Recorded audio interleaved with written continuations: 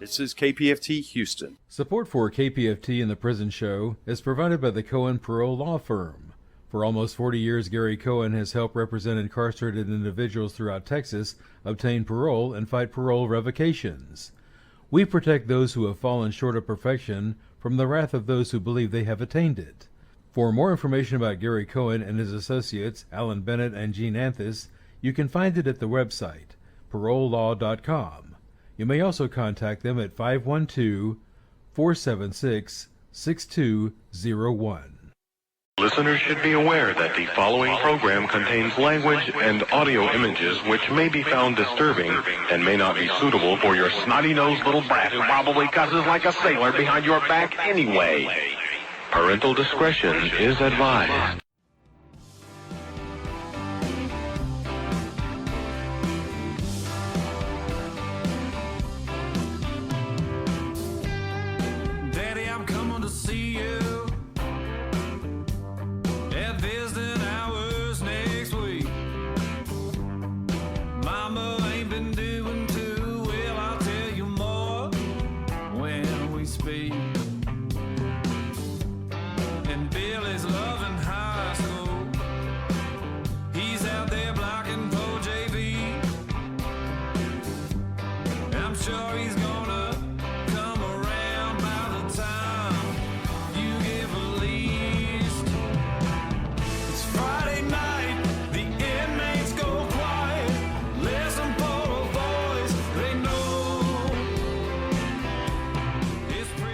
It's time to holler down the pipe chase and rattle them bars, because we're going to do a prison show for you right here at beautiful old, historic old, exciting new KPFT Houston, from the heart of Montrose, where we all hope tomorrow will be a better day.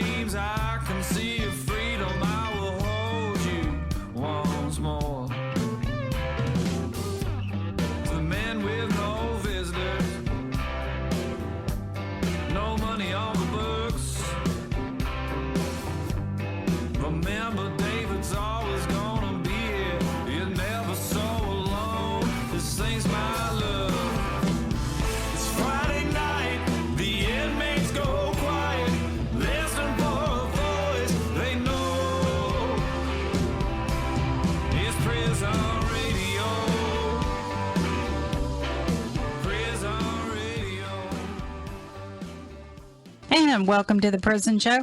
Tonight is Friday, August the 22nd, I believe.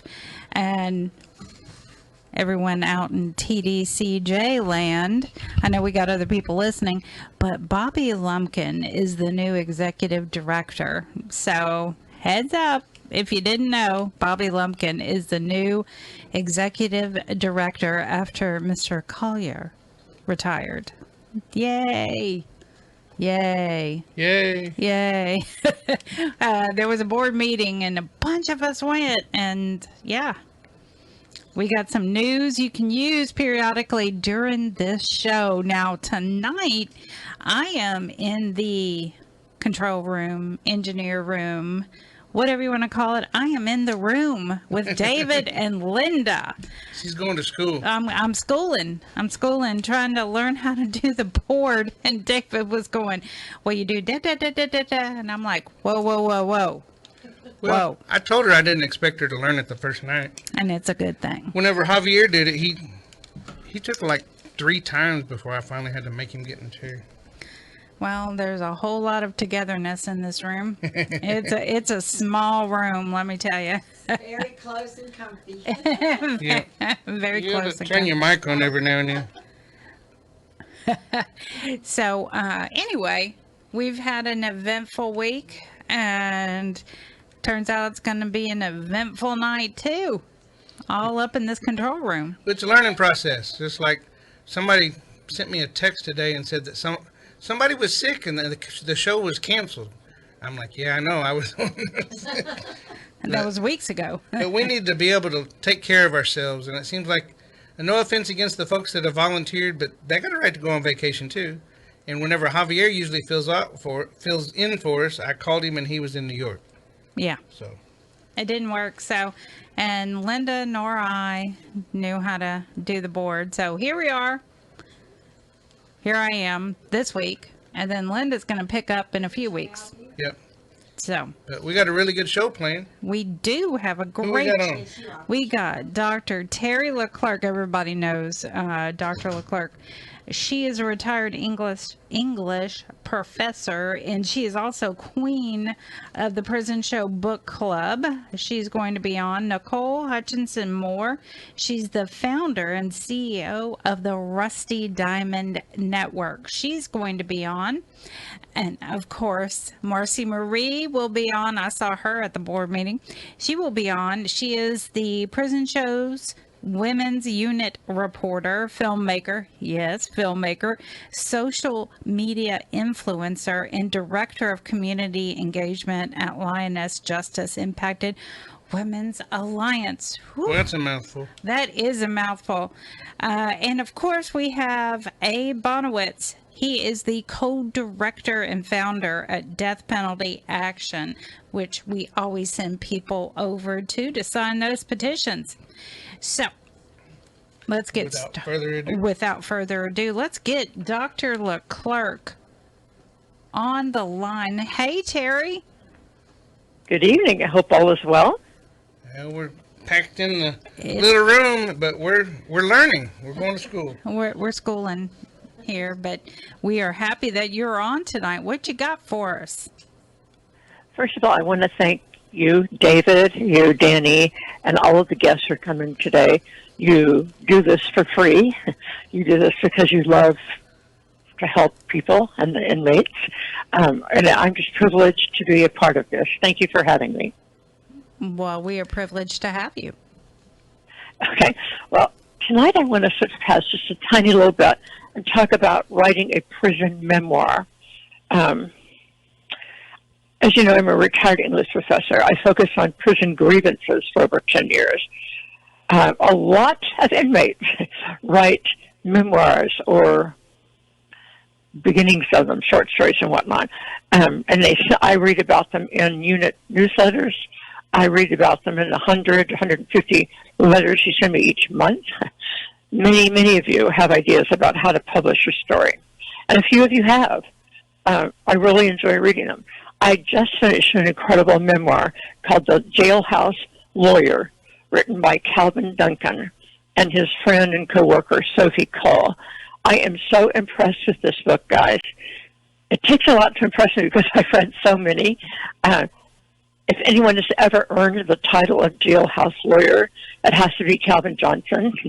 Johnson was incarcerated in 1981 in Angola, Louisiana's notorious prison hole. He was innocent of a murder, and if he could have gotten back into court with a real lawyer, he might have been able to do something about it. Instead, he studied and studied and studied the law, worked at it, sent in filings, got his ass kicked a whole bunch of time. The story itself is well written. It's engaging. When I read the introduction to it, I knew that this one was going to be something special. The writing is superb. The prose just pulled me along. Somehow they were able to tell Calvin's story interspersed with his battle into the dang court system to prove his innocence. As you know, that's not an easy battle. The law seems directed to keeping inmates out of court. Imagine that. As I read this almost 400-page book, I was confronted again and again with the roadblocks that the system has perfected to keep people from appealing their sentence. Even when we all know the sentence was wrong, the system doesn't care. When the Prison Litigation Reform Act was passed, it curtailed even the meager rights of inmates. The courts have been inundated with prisoner complaints, so the PLRA just stopped them.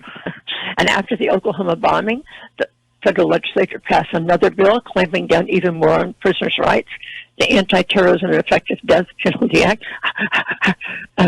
This jailhouse lawyer lived through all of these and all the life changes while imprisoned inside of Angola.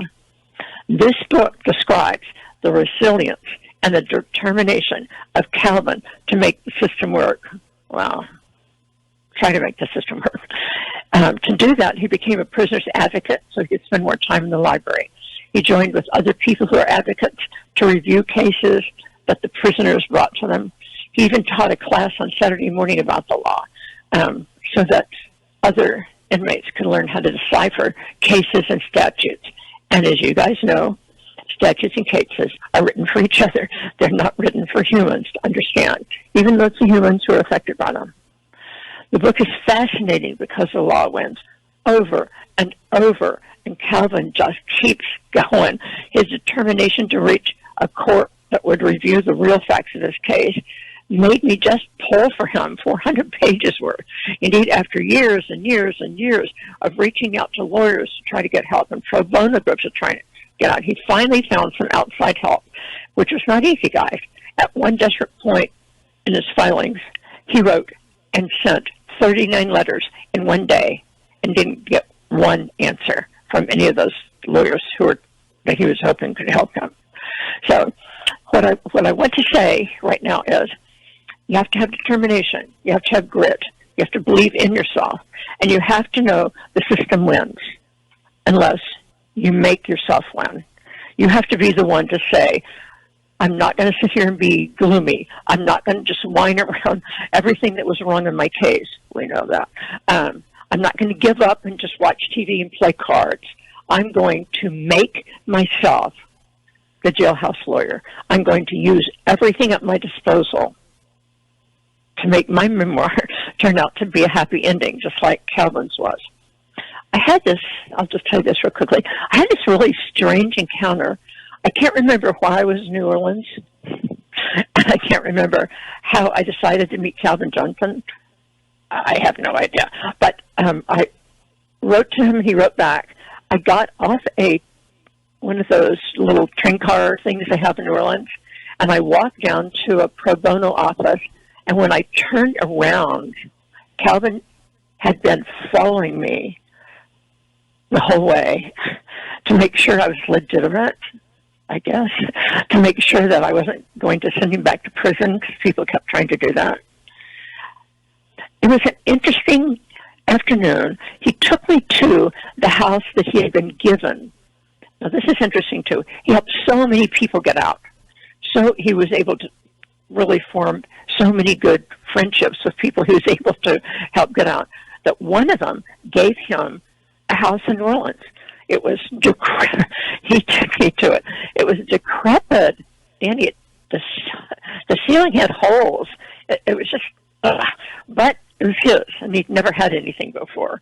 And his goal was to live in the back part of the house and keep the front part so that people who are newly out could have a place to take a bath and get their feet on the ground and get all their papers together, which takes a long time, as you know. His story was written up in the New Orleans papers, and all these people said, oh, I may help you with the roof. I'll do this, I'll do that. And they didn't do it. A year later, when I was there, I said, how's your house coming? He said, it hasn't. Nothing has happened.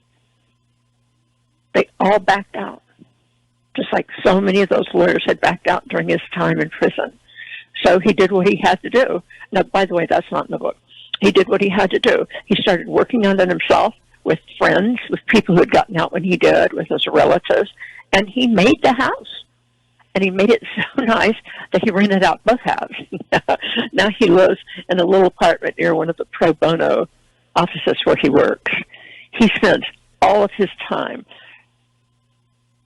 photocopying, investigating, pulling cases, and sending them to inmates who need those cases to be able to write their briefs, which I think is fantastic.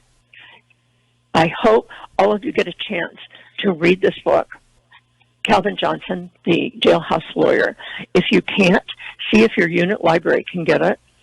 It's really good. Most of the books I recommend TDC keeps from getting into the library. But I think this one, check it out, The Jailhouse Lawyer by Calvin Duncan. Please read it if you can. Please understand how much work goes into writing a memoir. This has all the cases in it. This has personal anecdotes all woven in and out.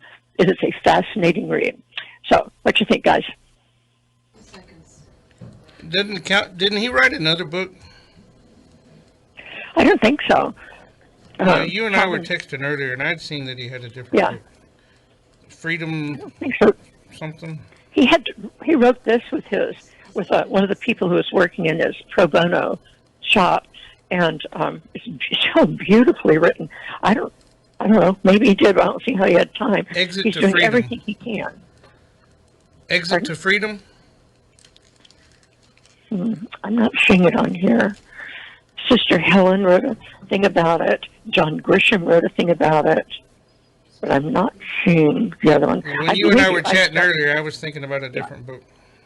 Yeah, but this one, if you get a chance to read it, and I know it's long, and I know I'm a fast reader, but I read this book nonstop. I started at the beginning thinking I was just going to read the chapter 2 and then tell you guys about it. I could not stop reading this book, even though I knew how it was going to end. It is a fascinating read, and it's one that would teach a story to those of you who are interested in writing your own memoir. Probably the biggest take I had from it, as I said at the beginning, is the system is totally against you. Yeah, the one I'm thinking of was written by Calvin C. Johnson, Jr. Is that the same fellow? Calvin Johnson. No, Calvin Duncan. Oh, okay. Yeah, that's probably where I screwed up. Well, Calvin Duncan. It looked like an interesting book. But the part where you said that it wasn't in the book, did you just imagine that part, or how do you know it wasn't in the book? No, I lived it. Okay, New Orleans does have a few funny little drugs, but no, I lived it. I met him. I walked through that ungodly house, and then a year later, it was just the same. I was so sad for him and for all of us who failed him again, right? The system failed him. He did not commit this murder. An eyewitness was 15 years old and got scared and told the wrong story. And about 10 of the detectives and policemen absolutely lied. Okay. So how can people get a hold of you, Miss Terri? Pardon? If somebody wanted to write you, how could they get a hold of you? Terri LeClercq, L-E, capital C-L-E-R-C-Q, School of Law, University of Texas, 727 East 26th Street, 727 East 26th Street, Austin, 78705. But here's the point about writing to me. I would love to hear what you're reading. I'd love to talk to you about writing memoirs. I am not a lawyer. Please do not send me packets and packets of your case materials. I'm always terrified I'll lose them, or I don't know what to do with them. I barely know what Westlaw is. I know what I can read that's good. I can help you talk about that, but I cannot help you with your case. I'm really sorry about that. Okay. And the next book maybe you guys would like to hear about is probably the most famous of the inmate books, called Shantaram. Oh my gosh. It started in Australia and goes through China and whatnot. So it's not really about TDC, but is that well written? So if you're interested in hearing more about other books that are about prisons and inmates, let me know, and I'll tell you about the next one. Okay? All right. Thank you, Miss Terri. We appreciate you. I appreciate having the chance to do this. Thank you, David and Danny. All right. Thank Bye-bye. you. All right. Now we have Nicole. Hey, Nicole. Good evening, everybody. How are you? Doing good. How are you doing? I'm good. Can you guys hear me okay? Sound great. Okay, I have a little bit of an echo, so hopefully it's just on my end. Yeah, I don't hear an echo right now. Maybe after you talk a little bit more, it might appear, but for the moment. All right, we'll just stop when it does. I'm glad to be with you guys. I've missed you. I think I missed one of my usual kind of 6-week interludes here, so I'm glad to be here tonight. And we're glad you're here. Yeah, we missed you, and we got our wires crossed, I think, one night. And then another night, we thought you were going to make it, and I had already had somebody else on schedule. You had some kind of shindig you was going to. And I think you took the time to call anyway, but I had already assumed you were going to your shindig. Well, you know, I'd step out for you guys and everybody behind those walls. That's for sure. Well, So, we apologize for but- the confusion. But yeah, no worries. But listen, it's been interesting. So it gives me a couple of months to kind of tell you guys about the mail I've been getting. You know, I've been doing this show with you guys and with all our friends here for, gosh, what, 5-6 years? And now that we're on the tablet, I am getting requests and mail and all kinds of communications from all over the country. So now that it's on the tablet, it's just fascinating. And, you know, fortunately, now that I've been doing this so long, I have a lot of connections in other states. But Rusty Diamond Network, you know, really focuses on women in the state of Texas. And so I just wanted to make sure, because I cannot respond to every single letter, but I read absolutely every letter, as well as 2 of my volunteers that are also what we call diamonds. And one of them happens to be my bunkie from, 8 years ago now, 9 years ago now. And so we read the letters, we go through them, we pray over you guys, and we hear everything you guys are saying. I wanted to kind of back up just a little bit now that we have such a bigger audience and just let you guys know again about Rusty Diamond. You know, I myself was incarcerated back in 2018 and 19. I made my first parole on a 10-year sentence, and I have really lately been focusing a lot on parole. I've made some amazing relationships that I think I've talked about here quite a bit with some of the attorneys and some of the colleges here in the state of Texas, that the students and the attorneys overseeing some of the criminology departments and classes put together these parole hearings and groups. And I go on and represent whoever's up for parole that I've been working with while they've been incarcerated. I've been doing that strictly in Texas. But what I wanted to share, based on a lot of those communications that I'm getting, is for you guys that are sending me the letters and tablet requests for business and things like that, have your family or somebody that you've got supporting you on the outside, please reach out to me on my website, which is rustydiamond.org, RUSTY diamond, like you wear, .org.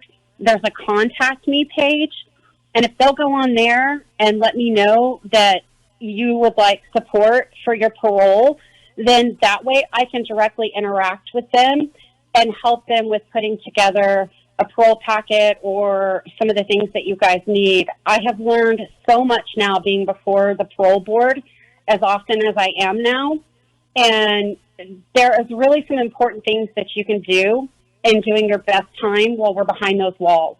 And that's why I made my first parole. I made sure to do every one of the programs, all of the things that were specific to my rehabilitation and the needs that I had. And guys, it is so, so critical that you're doing that. And then having somebody out here that can support you to kind of wrap all of that up and really go before that parole board and help you so that we can get you out of there. So now that I'm seeing a lot of the requests and a lot of the information that I'm getting, Dr. Terri was talking about getting your specific information and documents. Hold on to those. We're going to need those at some point. But what I'd like is if you have somebody that can reach out to me that I could work with and really help you here, then please go to my website and send me a message that, this is so-and-so spouse or what have you. Friends, family, and I will help you guys as much as I can with your parole. And I am learning about the other states and have some other good resources. So hopefully we can branch out of Texas a little bit too. That sounds great. You got more? What would you like? I will tell you one funny thing. I was thinking, David, we've become good friends and Danny and you guys. I just love you guys. And there's a lot that happens in prison that we kind of block out at sometimes, or we get so far out here into the, outside world. And I remembered the very first time that I heard you guys, because all the women's prisons here in Texas this is before tablets, right? We only had our physical radio. I remember now because my lead mentor and volunteer, who was my bunkie, we were jumping around on cement. We had cement beds. We were in a dual man cell with cement beds, and it was the first time we heard you guys, and that was in October of 2018. Wow. We've been trying to get out to the ladies for several years. It took me 4 years to get on the tablets. Yeah, well, for some reason we were able to pick it. I don't know if it's because we were so close to Houston, and we happened to have a radio there that one time. But it's funny because I had not even thought about that, and then I realized, wait a minute, and we were reading the letters, and she said, "Oh my God, you remember the first time we ever heard that show, and we never heard it again." Yeah, yeah. And here we are. Here we are. It took a little bit of doing, but we're glad that we're there, that we made it. And we do get a lot of correspondence from other states too. So I forget exactly what the numbers are. I posted here a while back how many people had viewed us on the tablets. You remember that? I do remember when you posted it. Yeah, but I didn't memorize the numbers. I know there's a lot of people out there watching now, and that's great. So you gave your address. Everybody knows how to get a hold of you? Let me give you my address. I gave my website. Okay. Well, most of the guys don't have access to that, or the gals.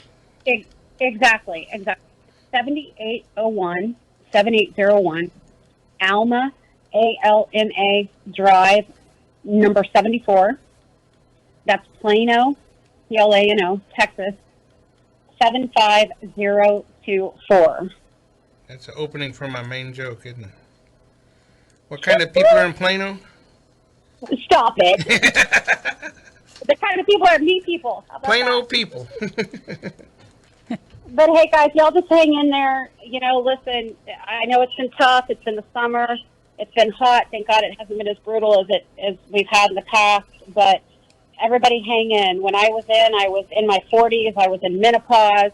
It was hot. It was miserable. And if my little 5'2", back then 40-something-year-old could make it through that, you guys got this. Just stay prayed up and know that we're out here fighting for you, and there will be a brighter day.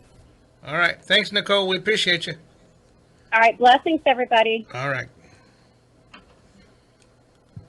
And now next we have Marci Marie. Howdy, y'all.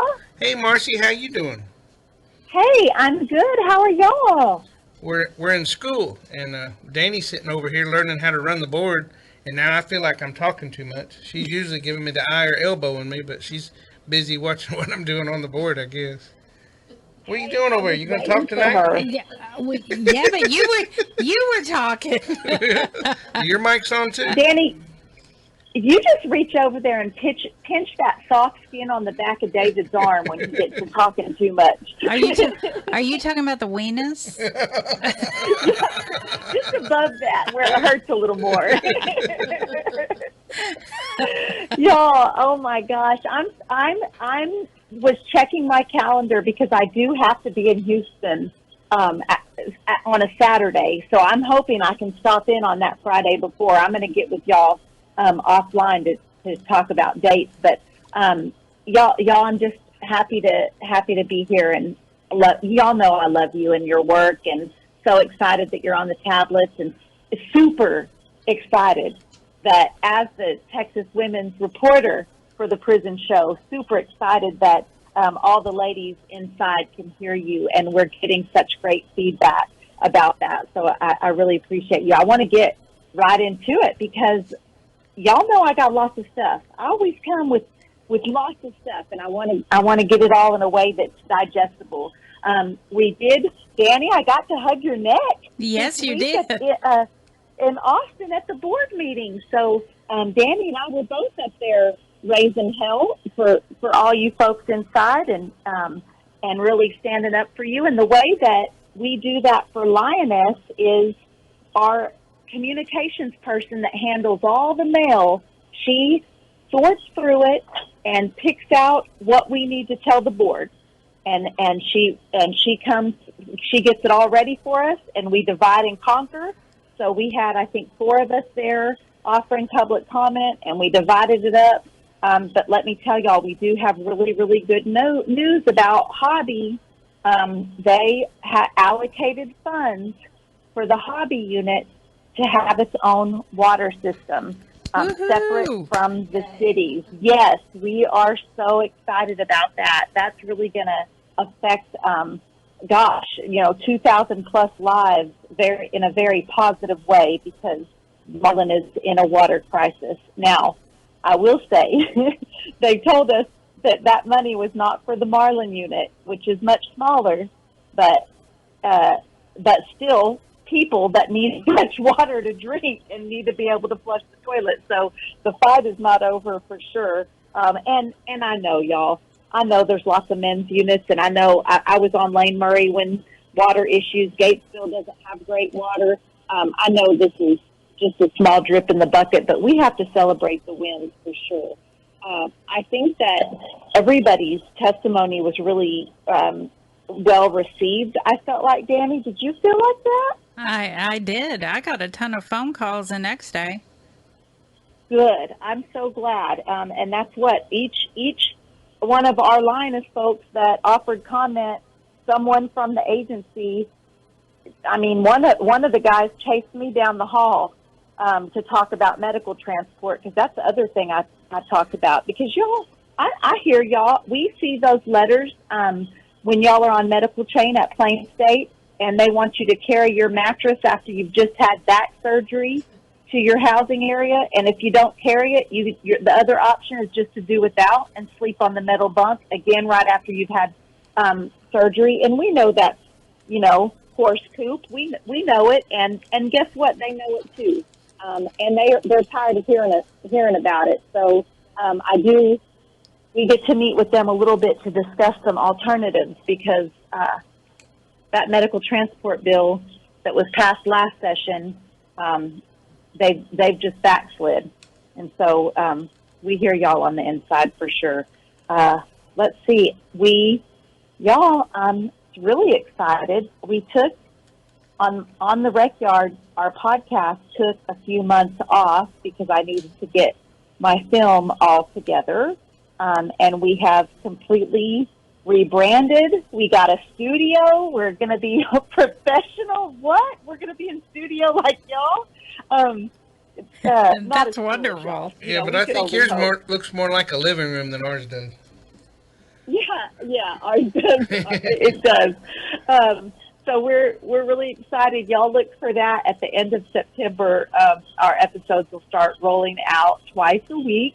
And so, yeah, super, super happy for that.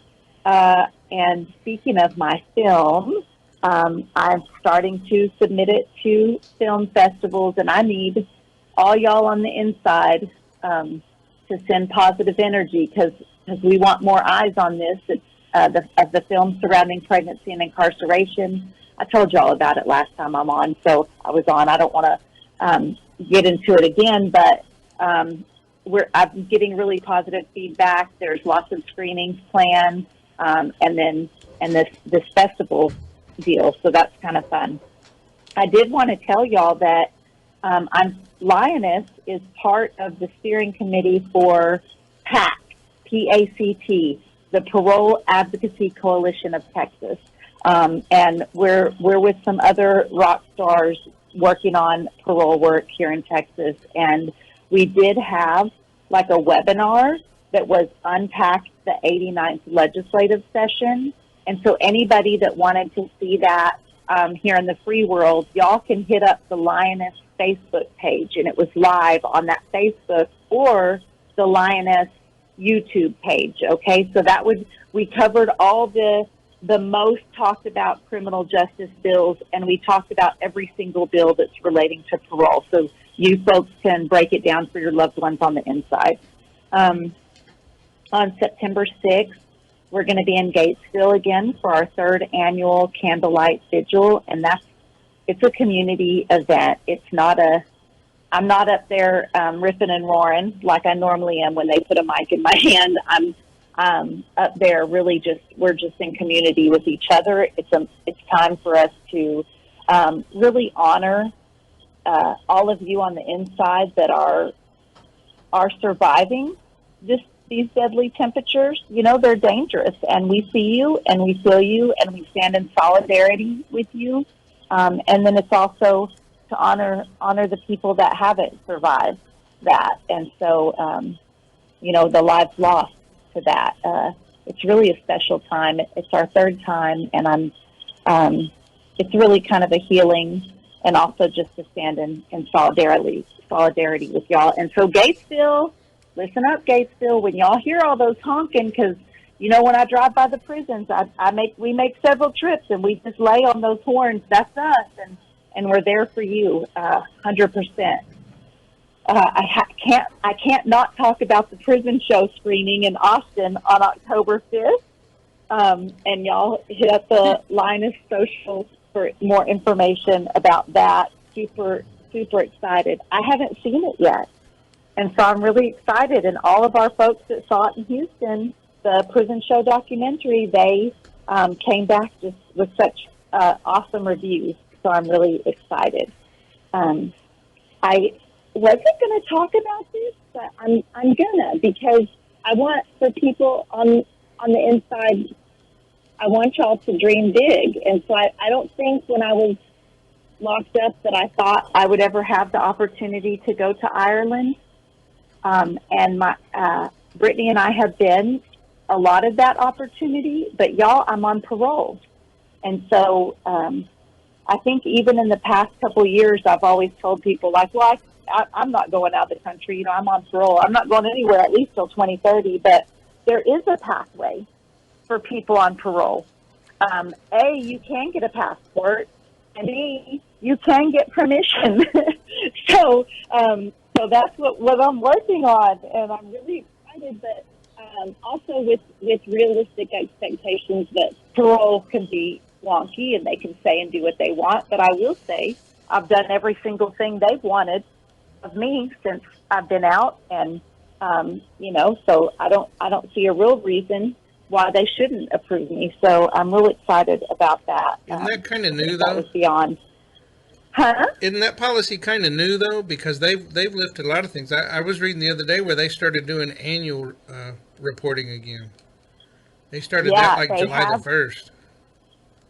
They have started that annual reporting again. And I don't know when that travel came into play, but just a couple years ago, or I guess maybe 4 or 5 years ago, is when they lifted that that blanket restriction about if you could be around other people with felony convictions. I think that they go listed to a halfway that. house, so why not? Right, 100%. Yeah. And when we look at the statistics of how many people in this country have felony convictions, I mean, we lead the number of mass incarceration out of any other democratic nation. So it's kind of silly to think that you couldn't be around that. So I know that a lot of changes happened then, and I'm not sure when the travel one, but I have already been in contact with my parole officer, and it has to go above him, but he is on board. So I think that's the first step. What I'm telling folks is I know there's people sitting inside those walls that are like, I don't even want to, I'm just going to max out my time because I don't want to be on parole.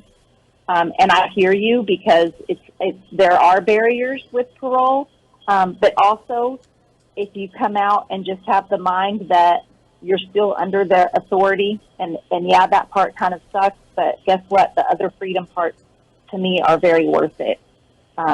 Parole is manageable, y'all. So I want you to think about that for sure. Don't let me talk too long. No, you got a couple of minutes. I was just sitting here thinking how different parole is today than when it was I got out in 1996. In 1996, they were very controlling. I mean, they'd come by the house. You never knew when they were going to come by the house. And they'd go by your work. Even if they didn't talk to your boss, they would at least drive up, and you're supposed to wave at them and show that you were actually there. I mean, it was really bad. And over the years, they've just loosened up to where at one point in time, they told me I would never be on quarterly. And the last several years, I've been on quarterly. And they just changed things. They call it minimum supervision instead of calling it quarterly. Yes. So it's the same thing. It is. It is the same thing. Yeah. And I'll tell you what else. If you are trustworthy enough to be on minimum supervision, just go ahead and release us. Yeah. Just go ahead and take us off of your caseload, because I just wonder if some of that leniency has also come with they're just completely overworked. And don't get me wrong, I'm not on their side, but I do just think, I know they're swamped. I know that their caseload is heavy. Well, there are people that I know that are on parole, but they don't report anymore. Yeah, I mean, it's very few and far between. Just release them. Yeah, I mean, it doesn't make any sense. It's almost like they're doing it on the cool. They just don't make them come into office. Right. My parole officer, I was in the middle of a training, and I was sitting here in my office at home, and he said, "Hey, I need to FaceTime you." He texted me, "Can I FaceTime you?" So I tell my trainer and my class, I'm like, "Sorry, I have to step out for just a minute." And he FaceTimes me, and he says, "I need you to show me your house number." Well, the sticks. My house sits pretty far back from the street, so I had to walk with him. Yeah. And I'm like half jogging, but it was just on FaceTime, and that counted as reporting. Right. Yeah, I did that. And he wanted me to, because I was at the house. I thought he'd want to see my house, and he says, "No, I need to see your mailbox." I said, "Man, I live on 10 acres. He said, "Well, don't you have a 4x4? Yeah. Well, you did better. You had something to ride. I don't have anything to ride out here. Yeah, well, it's my wife's 4x4. It's not mine. I got the Harley. But I did ride her 4x4 out to the mailbox. So, look, Marci, we're out of time. You made me promise not to let you talk too much. So, do you have an address maybe somebody could write to you? I definitely do. Listen, I'm going to give you all the Lioness P.O. box. If you just want to write, if you are housed in the women's unit and you want to write Lioness and join membership, just write it to Lioness. If you are just wanting to talk to me about anything, housed anywhere, I'm down. If you want to report something to me, I'll bring it to light on social media. If you want to talk, I'm down. I'm at P.O. Box 12051, Austin, Texas, 78711. P.O. Box 12051. The zip code is 78711. And y'all just put my name on it if you want it to me. I love y'all. Y'all are the reason that we're out here. So many people, hundreds and hundreds of people out here fighting for y'all. And Danny, David, what a pleasure to visit with y'all. Can't wait to talk again soon. Can't wait till you're in town. Yeah. All right. Have a good night. All right. Bye, y'all. Bye-bye. All right. I think we have Abe now. Hey, Abe. Hey, how y'all doing? Doing good. How about you? Well, it has been crazy, but I'm glad to be hearing. I'm glad to be here, and that you're all feeling better and back on the air tonight. I'm glad to be with you, and what a great show it's been tonight too. So let me just dive right into it. I want to start with some good news. Got a little bit of good news within the bad, but boy, it's been like trying to drink through a fire hose. There's no way. Excuse me. There's no way I'm going to be able to get to everything I would like to talk about tonight, but I'm going to tell you a few things. So tonight, I want to share with you that in the good news department, the execution that was scheduled for yesterday in Alabama of David Roberts did not happen. His stay was upheld so they could continue his evaluation, his psychiatric evaluation about whether or not he is capable of really understanding what's happening if they were to execute him. So we'll see where that goes once they decide. But at least for now, the execution has passed, and that's good news. Also, on the federal level, we had a couple of things. One is that judges are actually being successful in pushing back against the Trump administration's attempts to seek the federal death penalty, and included among those that they're trying to seek are people that were among the 37 federal death row prisoners whose death sentences were commuted by President Biden on his way out of office. They were able to judges have pushed back and prevented 19 federal death prosecutions. In other words, they said no to seeking the federal death penalty in 19 cases, 9 of which are those people that got commuted. So that's some good news too. And within that federal realm, they're trying to decide whether to seek the death penalty for the man that shot the Jewish young people that were leaving a museum in Washington, D.C. And, somebody just wanted to kill some Jews. So that's where he found them, and they're going to try to seek the death penalty, of course. But the Religious Action Center for Reform Judaism, one of the leading voices for Jews in the policy-making arena, has written a letter and asked that not happen. And that's a part of the split that you're going to find among Jews with regard to capital punishment.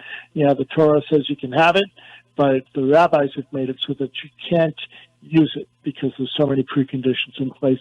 And every time I hear somebody saying an eye for an eye and thumping on their Bible, if I ask if they believe in the Hebrew Scriptures, and of course they do. And then I remind them that Jesus said, well, you've heard it said, an eye for an eye, and I tell you different. And and here's the new way, and that's forgiveness and love and compassion and turn the other cheek and let he who is without sin cast the first stone. So if you're thumping on the Bible, you can't have it both ways. And this is one of those spaces where you get differences of opinion, except with Jews, it's all about the law allows it, but we can't be trusted with it, so therefore we're going to make so many preconditions in the way. And that's what should be the way for the United States death penalty law. And in fact, if you look, there's a book you could get called The Biblical Truth About America's Death Penalty, which actually compares and contrasts all the calls for the death penalty within the Hebrew Scriptures and the Gospels, and how that translates within contemporary U.S. law. And we never meet the standard that's set in the Scriptures. Anyway, I kind of went off track on something there, but that's interesting and good information for people to have, and I'd love to hear any alternative perspectives that people may have as well. In any case, I have been in Utah for a week now, where we're working to lift up the voices of people who oppose the death penalty. That's coming up with the next firing squad executions 2 weeks from last night at midnight, the night of September 4th. 12 a.m. September 5th is the next firing squad execution that's scheduled in the United States. And that's in Utah, of a man who, as somebody who visited him or visited her husband on death row and saw him just the other day, said, the lights are on, but nobody's home. He is not functioning, and right now, we attended a Supreme Court argument, the Utah Supreme Court, yesterday, where they're trying to decide whether he should have another evaluation. The state is saying he had been evaluated, but it was a year ago, and things change if you know anything about dementia and that sort of thing. In any case, if they kill him, then our message we had in our press conference today was, well, shoot straight. If you're gonna kill him, shoot straight. Because we had an evaluation of the last firing squad execution here. The autopsy photos show that not a single one of the bullets, 4 bullets, hit Ronnie Lee Gardner, and none of them touched his heart. And they hit other major organs, and he bled out over several minutes. This happened in South Carolina in their last firing squad execution as well.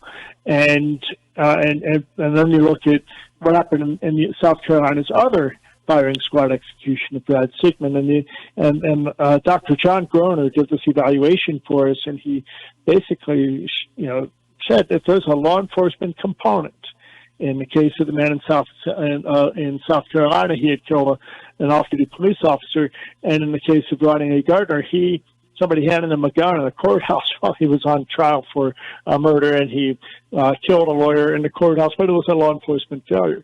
So in both of those cases where it was a law enforcement related, for these marksmen, these firing squad people that are tested and sworn to do the job, are shooting off center.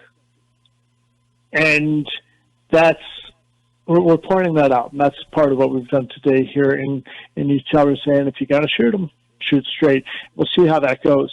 On the issue of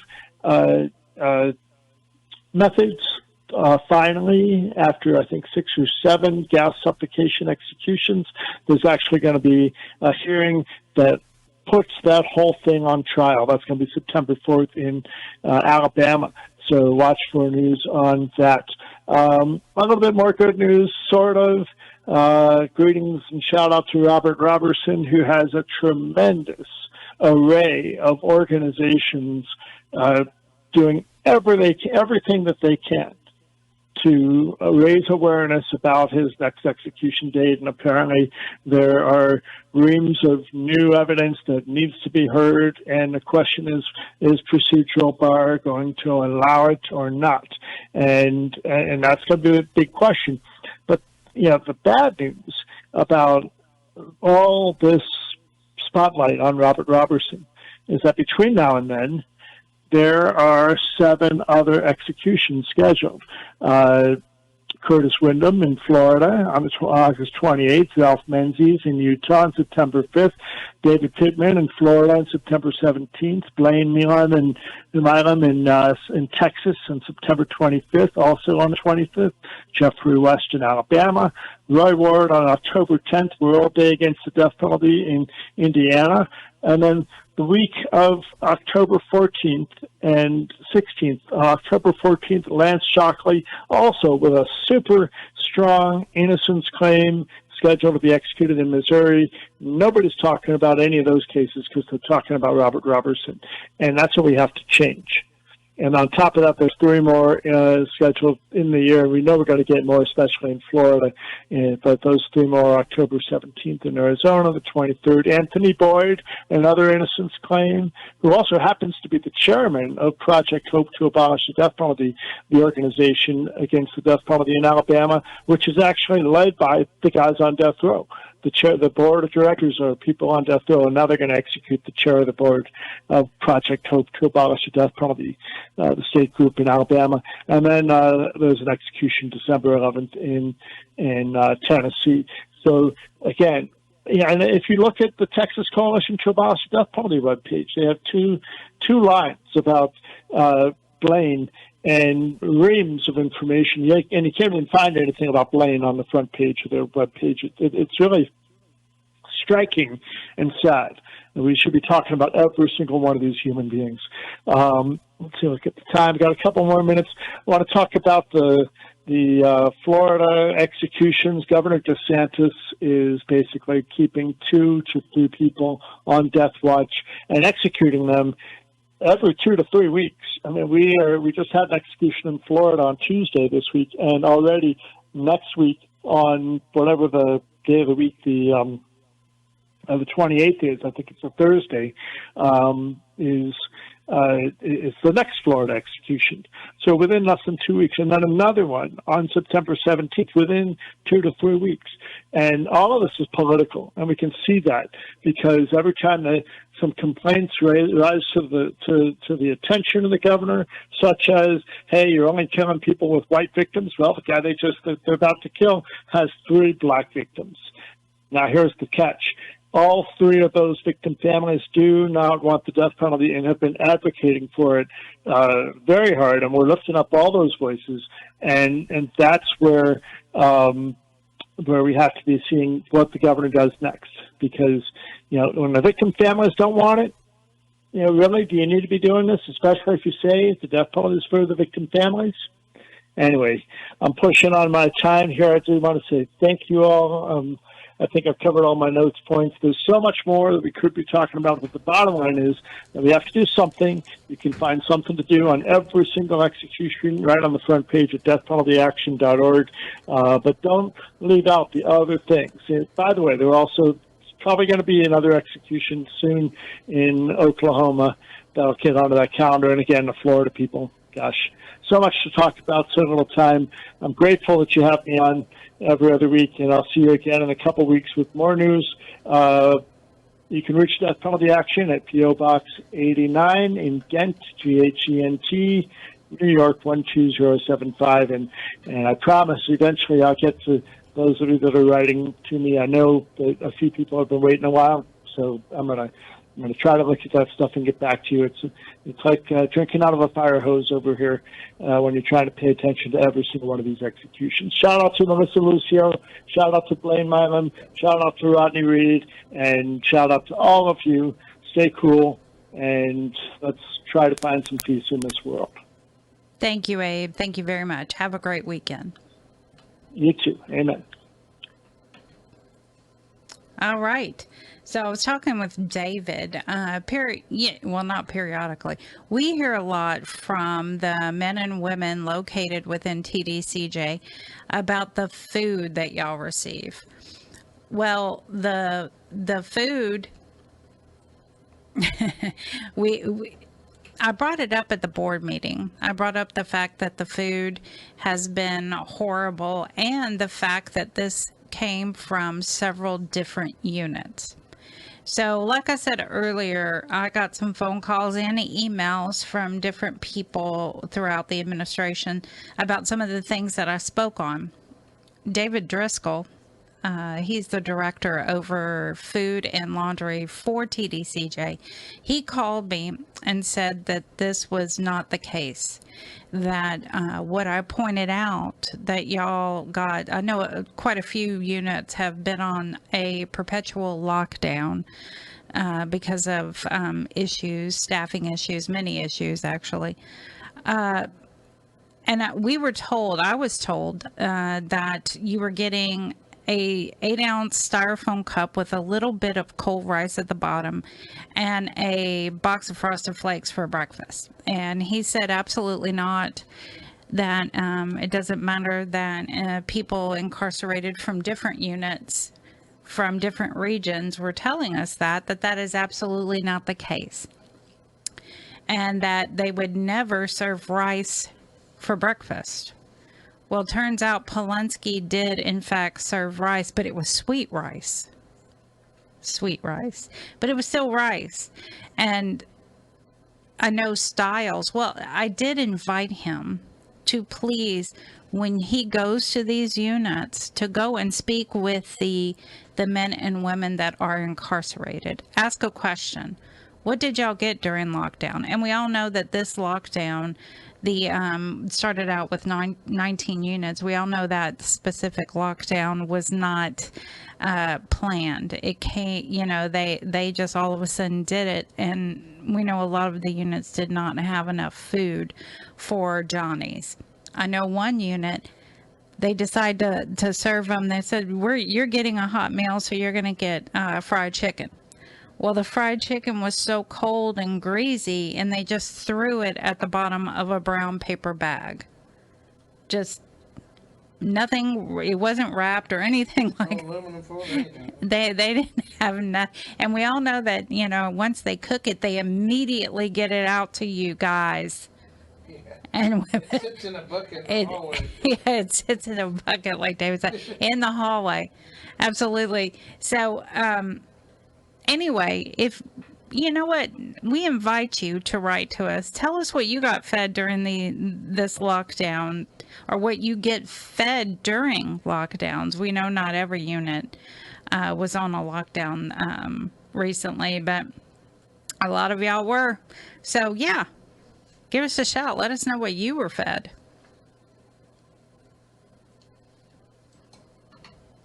You're listening to KPFT Houston. Support for KPFT and the Prison Show is provided by the Cohen Parole Law Team. For almost 40 years, Gary Cohen has helped to represent incarcerated individuals throughout Texas obtain parole and fight parole revocations. We protect those who have fallen short of perfection from the wrath of those who believe they have attained it. More information about Gary Cohen and his associates, Alan Bennett and Gene Anthus, can be found on their website at parolelaw.com. You may also contact them at 512-476-6201.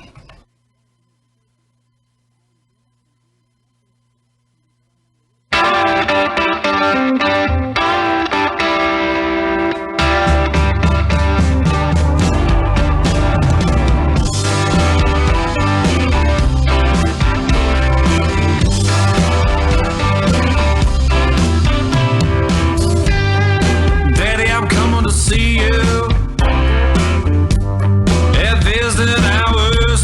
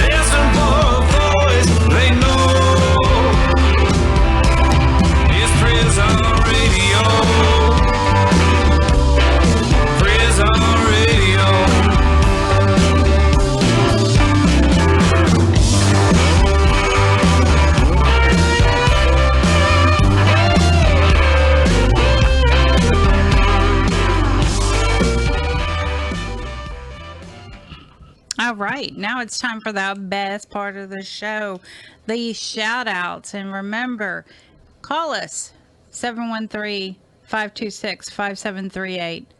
I don't have my little cheat. Option number 2. Option number 2. Yeah, just making sure I was saying the right phone number. And I'm not telling you to call some random person's number. I don't have the cheat sheet in front of me. See what happens. All right, Ready? Let's get to Bobby. Evening. Hey, Bobby. Hi, hon. How y'all doing this evening? Doing great. How about you? I'm doing good. I've missed a couple of weeks. I was a little under the weather. Well, I hope you're feeling better. Oh, yes, I am. I want to give a shout out to my son, Bo, in the Stale unit. I'm telling Mama's been busy out here trying to get his story out and his case out here for someone to look at what Montgomery County has done to him. And I just want to tell him to stay strong. Keep your head up, baby. We'll make it through it. And Mama loves you. Oh, that's so sweet. And y'all have a good evening, honey. You too, Miss Bobby. I hope you have a great weekend. I'll try my best, baby. All right, thank you. All right, and now let's go to Scott. Hey, Scott. Hello? Hi, Scott. How you doing? Doing good. How about you? I'm doing lovely.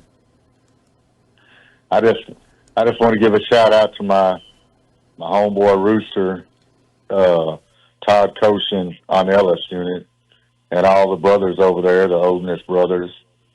Let them know that I ain't forgot about them. All right.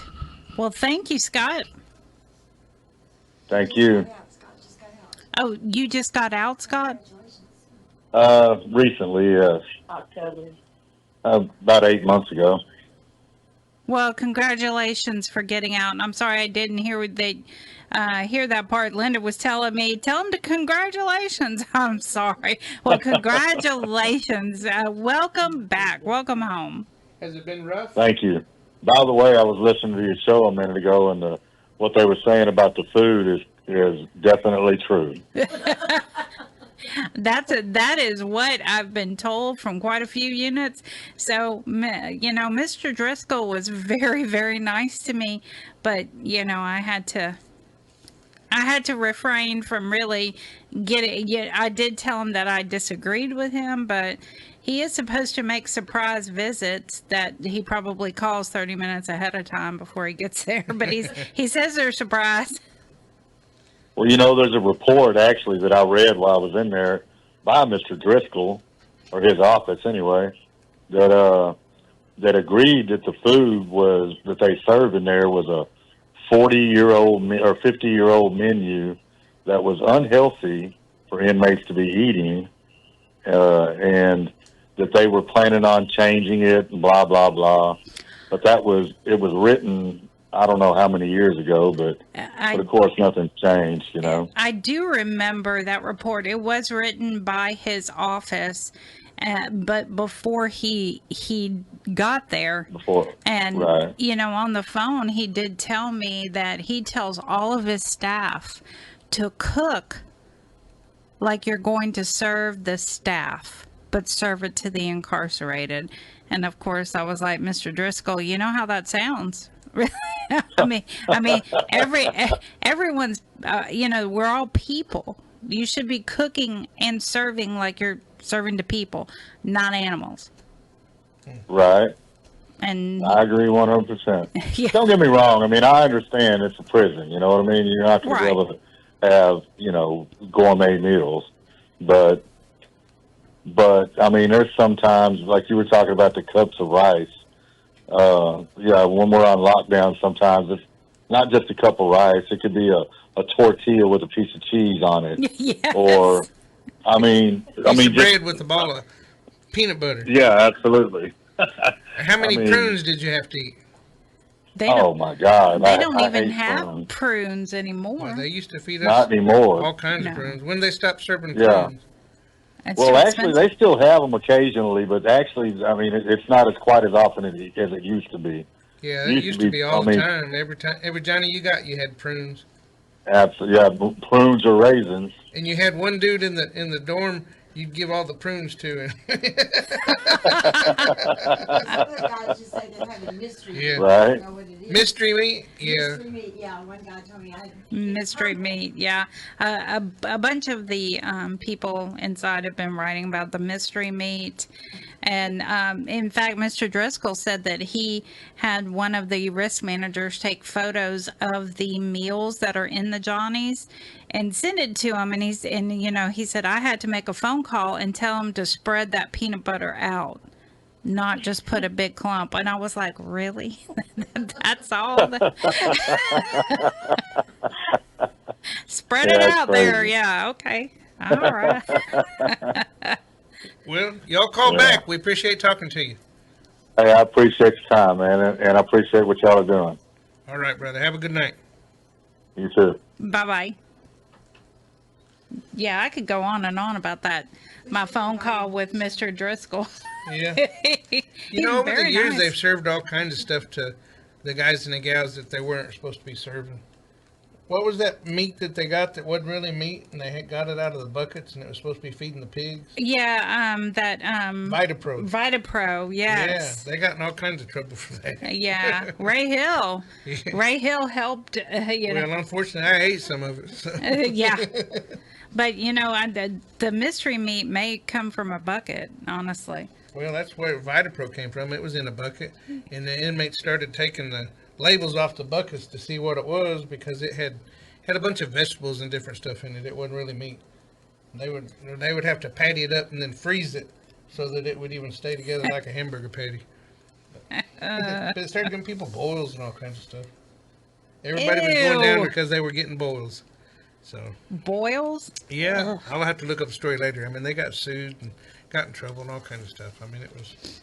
How nice. Yep. Hey, we got Lydia on there. Yeah, Lydia's on. Let's get to Lydia. Hey, Lydia. Hey, Danny. How are you tonight? Living the dream. What about you? That's good. That's good. I just had a long week, tiring week, but I'm okay. Yeah, Beto was telling me about the peanut butter today. He says, Mom, they spread it like they have to make it like they barely put anything on there. Yeah, it's pretty bad. But Beto said they actually got chicken on lockdown. Yeah, I did hear that Polensky got chicken. It was only, I think, a few times, but... Yes. Yeah. But Beto says it seems like when we're on lockdown we get chicken. He says because we hardly ever get chicken when we're not on lockdown.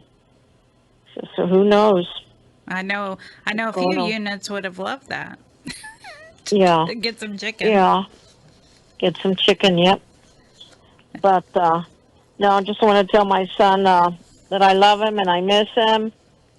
And I sent Beto a real pretty picture of a rainbow that I took. I hadn't seen a rainbow in a long time, and I know he hadn't seen a rainbow, so I sent him a picture of a rainbow. It was taken like the beginning of August, and I know that Houston was hit with lots of rain today and yesterday. Mm-hmm. We got very few drops here in the valley. And I'm still waiting for Jorge. I think there was that ladies group that was going on at church. I mean, it was packed. Jorge called me to take him some food because he hadn't eaten, so I stopped at Chick-fil-A and picked him up a sandwich and took it over, and that parking lot was it was packed. I didn't go. Oh, and I went to H-E-B to pick up I was going to make myself a salad, and they didn't have the the package that I wanted at the HEB on Fern, the one on 10th Street. I thought they were all the same, but they're not. And anyway, I was going out and I didn't buy anything. I put whatever I had grabbed back because I said I'm not going to pay just $3 with a credit card or $4. So I put it back and I went outside with the little cart. And that little cart, I guess they think you're going to go out and you're not going to pay. I didn't have anything in the cart and it locked up. And I hit myself. I should have reported it. I hit my what do you call it? My is it chin? Is it chin? What is it called? Shin. Shin, SIH. Yeah, that's where I hit myself right there. It hurt. Yeah, it hurt. And a young man told me, "Do you want to report it, ma'am?" I said, "No. I don't want to report it." But anyway, I'm always getting hurt somewhere. Always happens to your mom. But I'm good, mijo. I'm good. I'm here waiting for Jorge. He said he should be home around 10. And then the chickens, his 3 chickens that he has left, I don't know where the hell they went, but they're not in the pen. So he's going to get home and be looking for his chickens. And I'm going to have to help him look for the chickens. They're roosting somewhere. Yeah, they are. They are. He's been putting them in a pen because some of them disappear. Like there's I don't know if it's a possum or a coyote or a dog or something that comes and takes them because don't even leave any feathers behind. Yeah, we got a fox that takes ours like that. Yeah. So he's been putting the 3 that he has left. He puts them in a pen at night, so they sleep in a smaller pen. But since I didn't do that, I don't take care of that. They're in the big pen with the other chickens. So he's going to get home and put them back in the small pen. But I'm not going to be taking care of chickens. I have enough to take care of.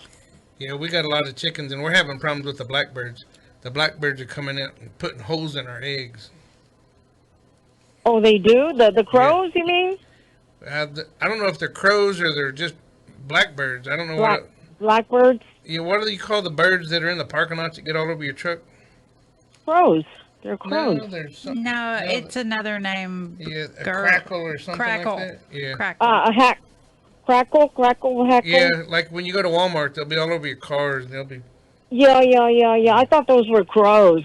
Yeah, no, it's a different bird. So I just see that they're blackbirds. I don't hear them going caw or nothing, you know. Okay. I thought that's what a crow sounded like. Yeah, you did a good one. You did a good impression. I get points. Yeah. You get points. Yeah, but no, we have we don't have that many chickens, probably not like as many as you do, but we still get 4-5 eggs a day, which is okay. Although we don't eat that many eggs, but sometimes we give them out to friends. Yeah. You don't get that many though? I guess we got a lot of chickens. We get like 5 because they're loose. Jorge turns them loose like during the day. Yeah. He'll take them out of the pen and then they'll just lay everywhere and anywhere. Then he'll get upset with them and he locks them up. He won't let them loose anymore so that he can get some eggs. Yeah, we let ours free range too, but we leave the coop door open and they run back up in the coop. And then my wife's got a 4x4 and she put hay in the back of the 4x4 and in the floorboard on the passenger side, and they'll put eggs in there too. But the birds are so smart, they go find them. And I can go out in the morning and pick up some eggs, and go out at lunchtime and pick up eggs, and go out in the evening and pick up eggs. But if I'm gone, like today, I go to physical therapy, and the birds got the eggs. By the time I got back and went, it had a big old hole in the top of it. I guess they poke a hole in it with their beak and suck all the egg out of it. Okay. You must have a lot of birds then. Yeah, there's a lot of birds, and we've been trying to get our dog, because our dog will chase a hawk, so we've been trying to train her to chase the blackbirds. Okay. So she thinks she's a big hero whenever she chases another critter away. She's just No, we don't have that issue here, but I'm sure there's a lot of possums here. I don't know if y'all have possums up there. I seen one on our trail camera like 2 or 3 nights ago, but mainly Yeah. it's the fox. I keep seeing this fox come up and down our driveway. Yeah, I'm sure that's what it is. That's what's been eating the chickens because, like I said, they don't even leave feathers. Like they take them. That's why they call them a sly fox, right? I mean, they Yeah. snatch that thing and they're out in the woods munching And on it. Yep. Yeah, I But bet if you anyway, go out guys- and around your property, you'll find feathers. But that may be if you got a wooded area or something, they're probably out there. Yeah.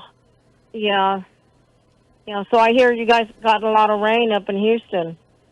Well, I had some rain up at the house today, and this morning it was an umble, and then I live about 50 miles away or so. We had a lot in the woodlands. Yeah. Yeah. I saw that there was a lot of rain. We didn't get it. We got very few drops here. Very little rain here in the valley. Yeah, But well, it cooled us down. We're down to about 84. well, that's nice. Yeah, it's nice. It's nice.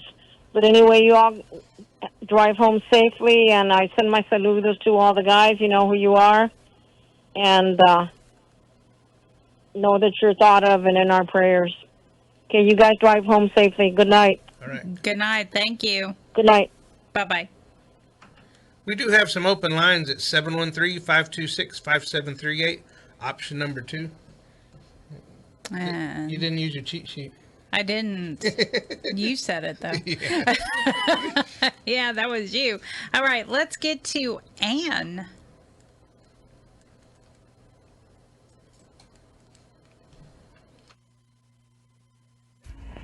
Hello, Black Panther. As you asked, I keep it more or less short this time. Just want to share the following with you. Life is like a train journey, where we meet fellow travelers at different stations. Our family, friends and loved ones board the train with us, sharing the journey's ups and downs. As we travel, some will depart at their own stations, leaving us with memories and lessons. The train of life is unpredictable, with unexpected arrivals and departures. Some passengers will make a lasting impact, while others will quietly exit without notice. We'll experience joy, sorrow, and everything in between. The key to a fulfilling journey is building meaningful relationships with our fellow travelers. We must give our best, love unconditionally, forgive freely, and cherish every moment. The mystery of life is that we never know when our own station will arrive. So, let's make the most of our time on the train, creating beautiful memories. Thank you for letting me keep you company on this train ride. Love you deeply. Your water lily. Bye. All right, thank you. And now let's get to Annalisa. Hello everyone, it's Annalisa. I hope you are all doing very well. And this is my message for my friend Isidro. Hello Isidro, ciao my dear friend. I hope you are doing well. Hope you've had a good day. I'm well, a bit tired from work, but all is good. And I look forward to this long weekend. It's bank holiday here on Monday, and so I will have some more free time for myself. I send you my warmest wishes, big hugs. Take care and stay well, my dear friend. Bye everyone. Take care. Bye. All right, thank you, Annalisa. Now let's get to Jason. Hey, Jason. Hello, Madame Donnie, Mama Linda, and Cowboy Dave. It is good to be back with you and with everyone listening together again here on the radio. I know it's been some time, but back again, starting out with, of course, my shout-outs. Shout-outs to my brothers at the Walls unit and the mentoring team. It was good to be with you.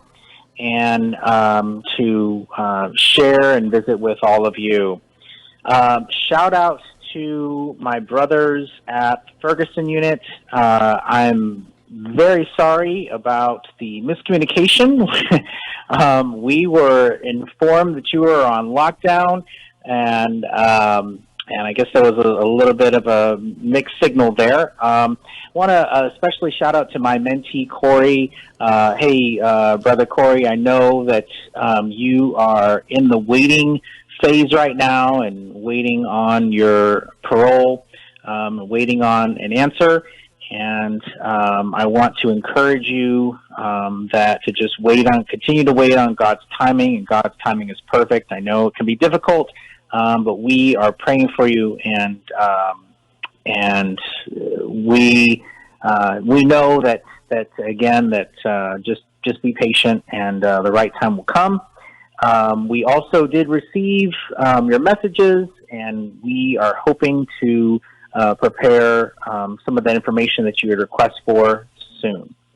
Shout outs to my brothers at the Ellis unit and the Kairos program. We will be visiting with you tomorrow, so we'll look forward to that. So, for my mentor moment this evening, I know that we're all about to start football season, and many of you are looking forward to that, but let me ask you, have you ever considered the game of golf? So I know we just finished golf season. We just finished the major championships of the Masters, the U.S. Open, the PGA Championship, and the British Open. And have you ever thought that often, if you think about it, you know, life is a lot like golf. So let me explain. So sometimes, just like golf, sometimes you find yourself stuck in the rough. Sometimes you find yourself stuck in the weeds, stuck in the sand traps of life, right? However, just like golf, when you get stuck, oftentimes you might not immediately know the right equipment, what the right next play should be. However, I want to encourage you that with the right mindset and the right tools, that you too can get unstuck. Because remember, you're not a tree, you're not stuck where you are. You can always move forward. So maybe you just need to find the right next book, take the next class, and decide now to change your attitude and to even ask a neighbor for help. Because again, with the right tools, you can also get out of the sand, get out of the weeds, and get yourself unstuck no matter where you're at in life. You just have to keep believing, keep your hope, and keep taking care of yourself. And by the way, don't forget to keep taking care of your neighbor too. Don't forget, I can do all things through Christ who strengthens me. And that comes out of the good book, Philippians 4:13. Thank you again, everyone at the Prison Show. It is good to be with you. And keep your heads up, everyone who's listening on Behind the Walls. And I will talk to you again next time. Good night, everyone. Good night. Have a great weekend. Thanks, Danny. Bye. Okay, now how about Eva Maria? Good evening, everybody. This is Eva Maria from Germany. I was wondering whether Polanski unit is still on lockdown. I couldn't find the information on the internet, and I would like to greet my pen friend Rodolfo and everyone on Polanski unit who is there at the moment in the heat and possibly in really difficult lockdown conditions.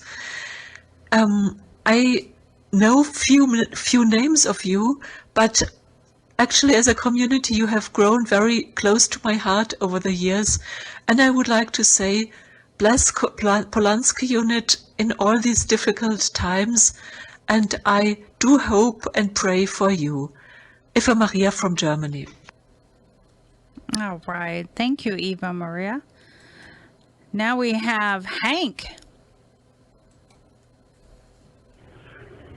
Hey, this is Hank. Just calling in to see how everybody's doing. Hope everybody's doing well. I'm out here in the world, you know, and you can be too. David's proven it. I've proven it. Lots of people that we bring on the show over the years have proven it. I'm just saying this as a means of encouragement. Talked to Danny Sneed the other day. He's doing good. He's over at the VA now. Like, there's another guy proving it. I just want to thank everybody for tuning into the prison show and making it what it's been this last, good Lord, since 1980. And I want to thank, really, Ray Hill for getting me and David both involved over the years. And Danny, Miss Linda, love y'all. Good night. Okay. Thank you, Hank. Short and sweet, wasn't it? Yeah. Yeah, it was. All right. Let's get on over to Caitlin. This is a shout out for Beto Garza in Polunsky. Hola, how are you? I hope that you're in good health and spirits and that you are smiling. As for me, yeah, things are pretty much okay. I'm just back from Buddy. I gave him some carrots and yeah, he's still not gaining weight. So yeah, the prognosis is still not good, but he is still a cheeky chappy. And yeah, he decided he wanted to take stuff out of my pockets, or I should say he was searching me for carrots. I already gave them to him, so I was like carrot free. So he wasn't that impressed that there was no carrots in my pockets for him to take. Other than that, yeah, things are going okay. I'm here with Daytona. Daytona is right up beside me, and she is having a drink. I'm going to give her belly rubs from pretty soon. Yeah, please know that you're my heart, thoughts, and prayers. I want to thank you for the birthday wishes and thank all the other guys too for their birthday wishes, and it meant a lot to me. And I want to give a big shout out to Eric, Mark, Blaine, Will, Debo, and Rudy. Thank you all, and hope you all are doing good. So good night, sweet dreams, and stay safe. And to everybody at the prison show, a big, big thank you for making this happen. All right. Thank you, Caitlin. And I think we have Carmela on line 1. So thank you for taking my call. Sorry it's been so long. I've been having phone issues. I'd like to make 2 shout outs. The first one is to Marcus Mullins at the Dieball unit. Hi, Marcus. I hope this finds you safe and well. I hope things are progressing for you positively. I hope you're staying cool and hydrated. You just know that you're loved and you're thought about. Just keep up the good work and put one foot in front of the other. Keep your head up. My second shout out is for Bradley Leland Aiken at the San Saba unit. Hi, Bradley. This is Carmela, your aunt.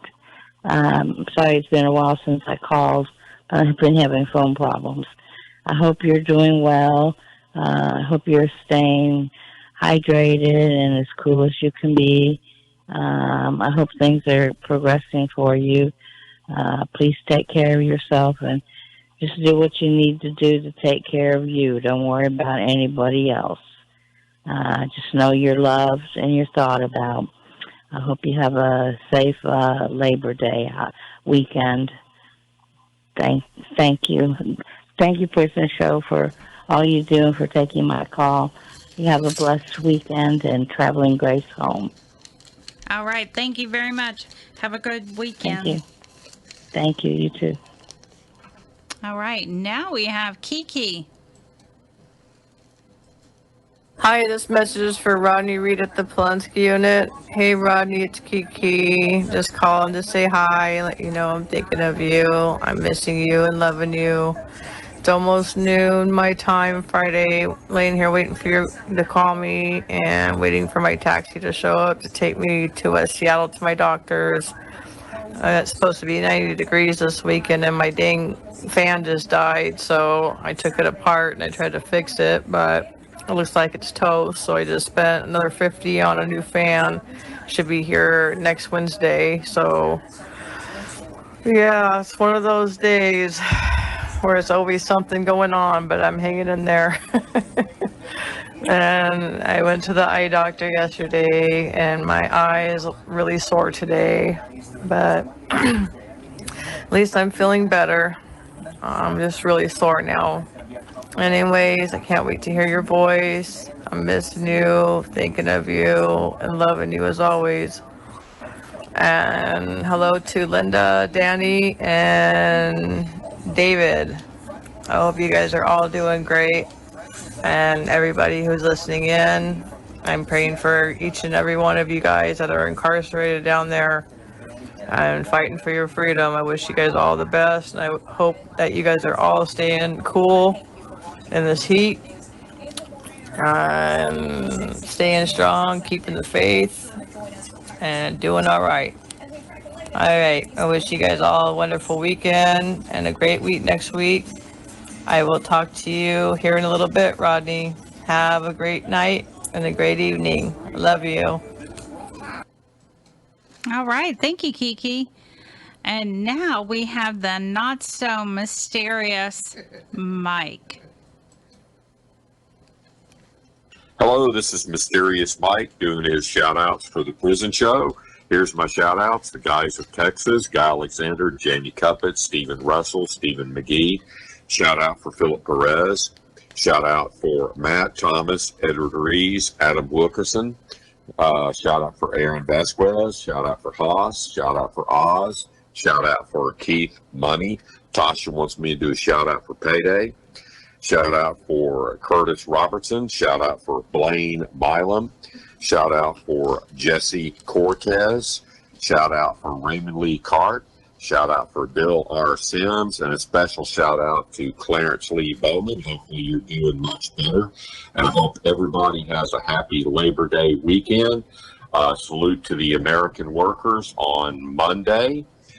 And hope everybody has a happy Labor Day, enjoys the barbecue, and try to stay cool. And you can continue to write to Mysterious Mike in care of David Collingsworth. And now back to the historic prison show on the Mighty 90 KPFT. Okay, thank you, Mike. I think you got the weeks a little messed up, but this coming Monday is not Labor Day; it's the following. Well, didn't he have some surgery? Maybe he's got some good stuff. Oh yeah, maybe he did. He had a hurt foot or something. You know, maybe he did have surgery. He's got some happy pills. Happy pills. happy. You know, you got to admit he's faithful. Every week he gives us a shout out. Yeah, yes he does. And I think we still have Carmela on. Did you hang her up? Because. All right. Well, we're gonna get to. Yeah, I think she's supposed to be hung up. Okay, let's get to Crystal. Oh, did Carmela finish? Yeah. Okay. I didn't hear her do the whole thing. Dead air. Yeah, let's get to Crystal. Hey, Crystal. Hi, how are you? I'm doing good. How about you? I'm good. I have some couple of shout outs to make. Go right ahead. Yeah, go ahead. Okay, the first one, I'd like to make a shout out to my cousin Jeffrey Hernandez. He's at the Hughes unit. Jeffrey, keep your head up high. We love you. We miss you. And then the second shout out is to Cofield, to my cousin Tommy Cantu. Tommy, we love you and miss you from the family. And then another big shout out to Terry Arnold. He's at the Michael unit. Terry Arnold, I miss you. I love you. I can't wait to see you when you get out soon. From your girlfriend, Crystal. I love you, Terry. Stay strong. And then another also shout out to my cousin JJ Orndai. He's in I think Kentucky prison. JJ, keep your head up high. Stay strong. We love you and miss you. From your cousin Crystal. That's it. All right. Well, thank you, Crystal. Hope you have a great weekend. You too. Bye-bye. All right, Linda, do you want to do some shout outs? Sure. Let's have you do your shout outs. Do you have them ready? Yeah, I do. Where's my mic? Yeah. I think it, yeah, it might help. Okay, go ahead with your shout outs.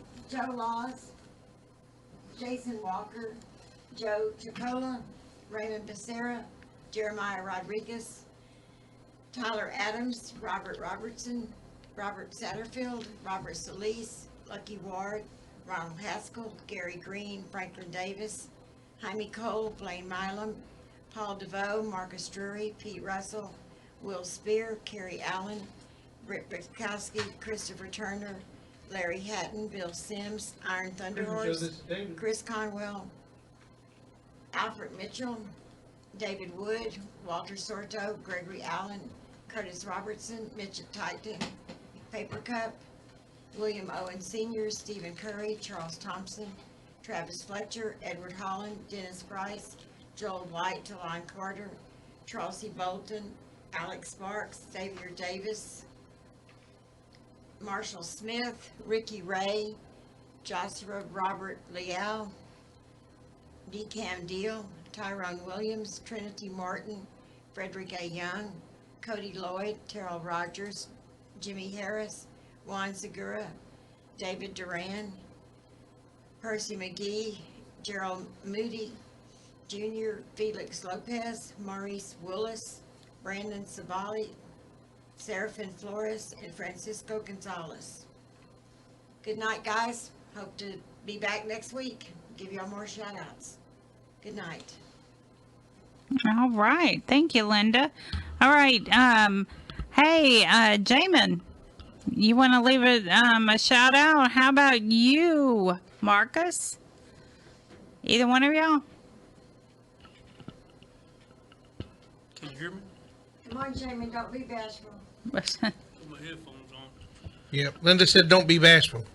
Hey, this is Jamin Heston, called Red Devil on the inside.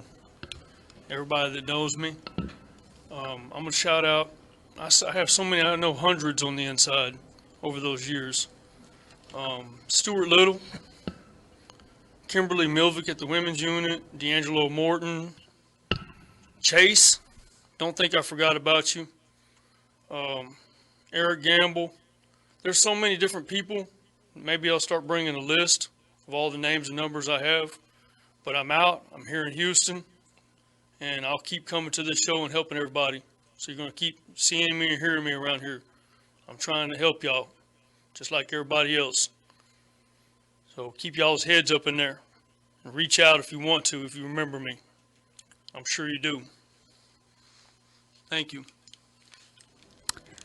All right. Now, to reach out to him or Mysterious Mike or the Prison Show, you can contact us at 227 Chipmunk Trail. 226. Oh, what did I say? 227? Oh my God. 226. 226. Chipmunk Trail, Shepherd, Texas, 77371. So 226. 226 Chipmunk Trail, Shepherd, Texas, 77371. Marcus, do you want to leave a shout out? Maybe. Perhaps. He's coming down. Just a quick shout out to Xavier Davis at Polanski Unit. Just that. Just a shout out. All right. All right. Mr. David, what about you? Yeah, you know I got all kinds of them. I know. Do we have time for you? I know. That's why. But you're always welcome to go first. How about I go first? Because I don't trust David first. Okay. Fernando Wallace, I got your letters from Idaho. Thank you for writing. Hopefully I'll figure out how to write you back. If not, it'll be snail mail. And I keep getting letters KD Black at the Estes unit. No, I still am not able to use Securus. I have pushed it all the way up through Securus's chain, And now I'm working on TDC's chain. So we'll see what happens. I'm hopeful. I'm very hopeful. All right. Farron Blaine. Farron and Blaine. Hey. And hey, T. Hey. Big Head. Yes, Big Head. Hey, Big Head. Jason Thornburg. Larry at the Huntsville unit. Britt Rapowski. That's a Britt Rapowski. Rodrigo. Xavier Davis. Troy Glover. Hey, Troy. Again, I still can't answer Secura, so I can read every message. I just cannot answer them.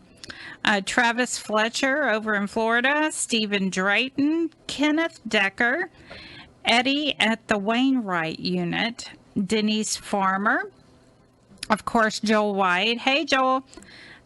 Hey, Jay at the Win unit. Leroy, I finally got to talk to Leroy, my friend Leroy. Brian Rogers, missed your call, Brian. Sorry about that. Russell Rieger, and of course, CJ. And I have so many more on Securus. I'm trying. When I get caught up, though, I'm going to spend a mint on stamps. All right. A mint? How much is that? A mint to me right now is $1. Pretty broke, are you? That's funny. You talking about Travis Fletcher?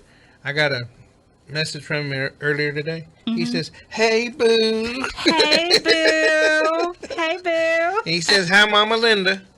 And he was telling me that he got his court date was set off to like the 18th or something like that. Oh.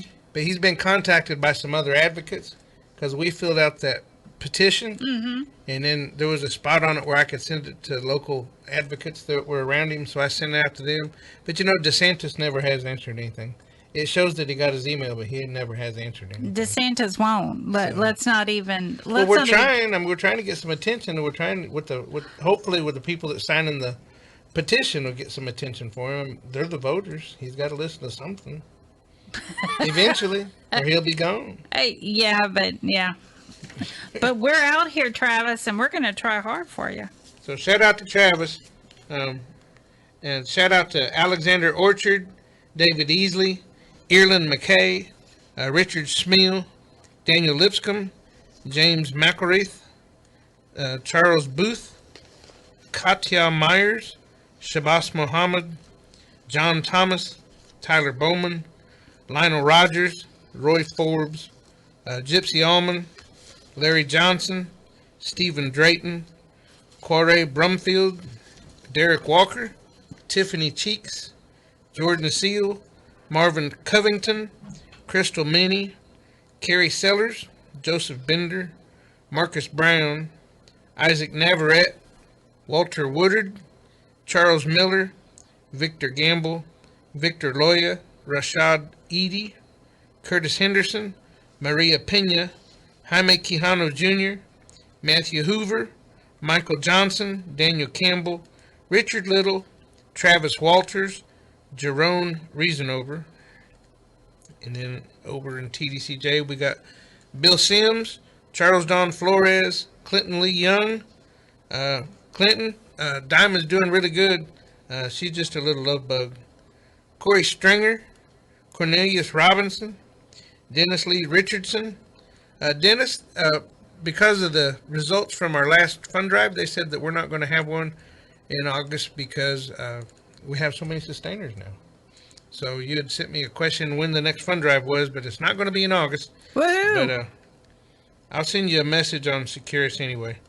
Douglas Wilmer Rivera, Jeremy Luke Adler, Joe Anthony Ramirez, Kenny Morissette, Perry Eugene Williams, Pete Sines, Roderick Cooks, Roderick Johnson, Rodney Reed, Sonny Wilson, Will Spear. Hope y'all are all doing okay, man.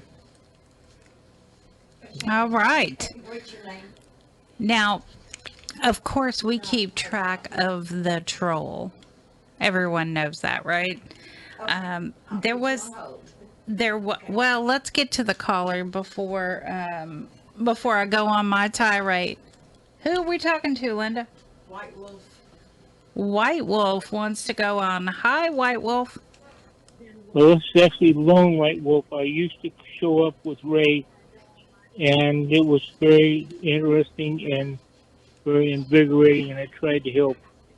This is a shout out to all the brothers and sisters that are inside, knowing that you've got people outside that give a darn about you. I am 76 now. I can't do a lot about a lot of things, but if I find out about something I can do something about, I'll do it. Let me know. I'll give my information to the station, and you're more than welcome to communicate with me, and I'll do my best to get back to you. Thank you. Bye. Thank you. Have a great weekend. Well, you already made it wonderful. I got to talk to you. That's nice. Well, I know everyone's grateful that you were on the air giving your shout outs. Shout in. Shout in. That's right. Okay, shout in. There's a difference. They want to shout out. I want to shout in. Thank you. Enjoy the day. Enjoy the weekend. Bye. Bye-bye. Have a great one.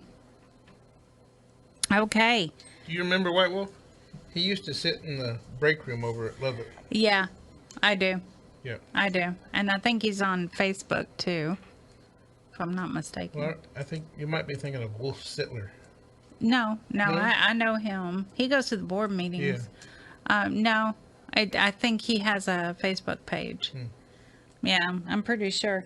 So earlier today, I spoke with my friend Leroy, and who is at the PAC unit, and I messed up, Leroy. I said that the senior warden at the PAC unit was arrested for trying to swap out some stuff at Walmart with incorrect prices. Well, I was wrong. It's the Wallace unit in Colorado City. So the head warden was arrested from the Wallace unit trying to do some price tags switching, trying to pay $4 and something for over $100 worth of stuff. So anyway, he was arrested. His last name was Miller. Can't remember his first name now. I was trying to look. But anyway, we keep up with, or I do. I know I do. Do you keep up with the troll? I'd look at some of the stuff that he's got, but I'm not as big a fan as you are. Yeah, Linda. I love the troll. Yeah. Linda and I love the troll. So did you see those bills that I sent you about Greg Abbott? Greg Abbott signed 2 bills about human trafficking today. I saw that you sent it to me, but I hadn't had time to read it. Yeah, I mean, he's really cracking down on human trafficking. So I bet Kathy's really happy. Oh, probably. Yeah, I mean, that's her life, is advocating against Human trafficking. Absolutely. I've read some really sad stories about human trafficking, so. Yeah. Kids or girls. Yeah, I thought that was pretty cool. I mean, he's really cracking down on it. And if you get convicted, I don't think you're ever going to get out. No, I don't. Yeah. It's. I know Leslie, who was coming up here for a little while. She was doing a lot of Ubering, driving, and she said that occasionally it was obvious, but she didn't know what to do. Well, whenever Dee Dee she was going to do Ubering, and I went out and bought one of them cameras that records forwards and backwards and put it in the car. And she says, "Why do you want to put a camera in my car?" I said, "Because I want to know whose rear end I got to come kick." Oh my God. I'm being a protective husband, but still, I mean, even guys, taxi cab drivers have those mirrors in their cars. So yeah, they do. You want to know who's behind you or what they're fixing to do. But the bill said the House Bill 2306 eliminates parole for a defendant convicted of trafficking a person in all cases when the victim is a child or a disabled individual. What is it now? So no parole. And then Senate Bill 1212, because he signed 2 of them, it enhances the ability to prosecute and more effectively punish defendants for human trafficking. This bill also increases the penalty for any conduct constituting the offense of tracking of a person to a first-degree felony. So, I thought that was interesting. Well, Linda's having trouble with his phone. Linda's having trouble with the phone. If you hear stuff banging around, that it's been Linda tonight. If she knew how much that phone cost, she'd wrap it in bubble wrap. You know, maybe she's trying to throw it at me. Okay. Because I'm in this room. Maybe. Mate, you're that close. Yeah, I am that close. She could throw it. So here's the VitaPro story. They took Collins to court. Who was Collins? Andy Collins was like the Andy Collier. He was the head. Brian Collier? Brian Collier. Well, which is Bobby Lumpkin now. Yeah. So, I mean, they sued him and charged him in federal court for having the VitaPro and feeding it to the inmates. They had evidence where he's the one that made the deal to get it all and how much money he was making off of it. Wow. It's not even human food. The stickers on it, the labels that they uncovered, said not fit for human consumption. Well, you know, several of the meat that they've been, the mystery meat, some of the men have told me that it says not safe for human consumption. Or not, I'm sorry, not for human consumption. So they didn't know if it was meant for farm animals or whatever, but it is a mystery meat. I've heard that from quite a few people. It's a mystery. Maybe David can go try it out. No, I had my share. I think we'll just leave it alone. You don't want to just like roll up to one of the prisons and say, hey. Yeah, no, I don't think so. No? I'll pass. You can do it. You haven't done any time yet. So feel free. Take a I'm vacation. sorry, I was in Montgomery County Jail. Oh, I'm talking about TDCJ. Do some real time. My first time down was 6 years long. It took me 35 years to complete a 28-year sentence. I was a knothead. Yeah, it sounds like you were not. Well, no, I think you still are a knothead. Well, but I kind of sobered up and stopped robbing people. Well, you see, in that respect, you're not a knothead. So I also wanted to remind you, now is the time to start scheduling your visitations. September 6th and 7th, they will be doing picture dates. So the 6th and the 7th, picture dates. Don't forget, schedule your visits. Looks like we got Freddie. He's going to have to be quick. We got like 4 minutes. Hit the thing, Lynn. Hey, brother, over there in Wallace Pack Unit, James Dudley Brown, my brother. And I had to stop real quick. I'm in Akron, Ohio. Y'all keep your head up, guys. That's it. Thank you, David. Hey, that was quick. I didn't mean for you to be that quick. I want to get some sleep. Yeah, well, you be safe, brother. I will. Bye-bye. Bye-bye. All right. Now what? We got 3 minutes. 3 minutes. Yeah? You got anything to talk about for 3 minutes? Well, you know, I do want to encourage everyone. If you know that, you know, have your loved ones go to these board meetings. Better yet, have them go to the summits, TDCJ summits. Now, I emailed them last week, I believe, and asked them when the next summit was going to be. It's not going to be till next year. These opportunities you have to speak directly, face-to-face with administration, Securus, the whole 9 yards. You can speak to them face-to-face, which is better than a phone call, which is better than an email. Although those two might work, it is better than either one of those. You can speak to them. So as soon as we know the dates of the summit, we will make sure that you know. Board meetings or public comments are during the second and fourth meetings or public comments. However, if you have the agenda and you want to speak on an agenda item, you can go. So keep that in mind. And those are held once a month. So as soon as they post the agenda, which they're required to post 48 hours, or is it? I should know this. I work in government. Jeez. Anyway, we'll let you know when the board meetings, and you please ask your loved ones to go. These are important meetings, and it's their opportunity to get information out about their loved ones, which would be you. So don't forget that. So you know about the Mendez brothers, right? Absolutely. So they had their parole hearing, and according to the BBC, they both got denied. Yeah, I So- saw that, the one yesterday, but Yeah, then Eric Mendez got denied because they said he wasn't a model inmate, and they couldn't believe that all his followers thought he was a model inmate. He'd been brawling and got caught with a candle and a phone or something. a candle, A candle, yeah. Well, the horror of it all. and you can make a candle and not, you just put a string down inside your hair grease. It makes a candle. Huh. But he evidently had a contraband candle. And then Lyle Mendez, just 10 minutes ago, they reported that he also was violated his parole. He didn't make it. So a lot of people not making it. A lot of people, y'all keep that. There's a Jones lady that's on the parole board. If y'all have any stories about her, write us. All right. Well, with that being said, it's we thank y'all for tuning in. It's been a night of firsts. So we got some new camera folks, and they're trying to help us out. We're going back to using Switcher Studio with multiple cameras, but we've got to get it down pat. I think tonight, for most of what I saw, the video was sideways. So, but hey, at least that we're trying. You got to start somehow, and I'm sure you'll get it down pat before you leave the country, Marcos. At least we weren't standing on our heads. Yeah. At least we wasn't on our heads. So we appreciate y'all.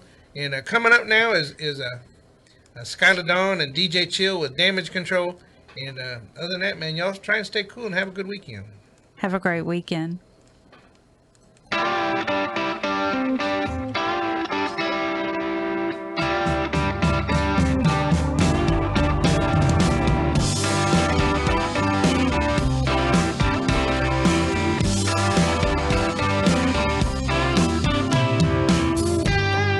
Daddy, I'm coming to see you at visiting hours next week. Mama ain't been doing too well, I'll tell you more when we speak. And Billy's loving high school. He's out there blocking for JV. I'm sure he's gonna come around by the time you get released. It's Friday night, the inmates go quiet. Listen for a voice they know. It's prison radio. It's prison radio. From Paris to Polanski, Bon Jovi